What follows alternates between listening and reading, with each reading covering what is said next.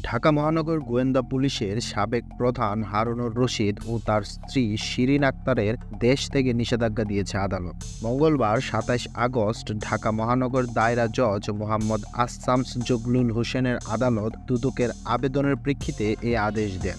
দুদকের public prosecutor Mohammad Hossain Jahangir এ তথ্য জানিয়েছেন। গেল ৩১ জুলাই ডিএমপির সদর দপ্তর থেকে দেওয়া এক আদেশে ঢাকা মহানগর গোয়েন্দা পুলিশের অতিরিক্ত পুলিশ কমিশনার মোহাম্মদ হারুনুর রশিদকে ডিএমপির অতিরিক্ত কমিশনার হিসাবে দায়িত্ব দেওয়া হয়। সাবেক ডিবি প্রধান ২০২২ সালের ১৩ জুলাই ঢাকা মহানগর গোয়েন্দা পুলিশের প্রধান হিসাবে দায়িত্ব পান। তার আগে ২০২১ সালের মে মাসে যুগ্ম পুলিশ কমিশনার হিসাবে গোয়েন্দা বিভাগে পদায়ন হয় তার। এর আগে ডিএমপির তেজগাঁও বিভাগের উপ পুলিশ কমিশনার এবং নারায়ণগঞ্জ ও গাজীপুরে পুলিশ সুপারের দায়িত্ব পালন করেন তিনি।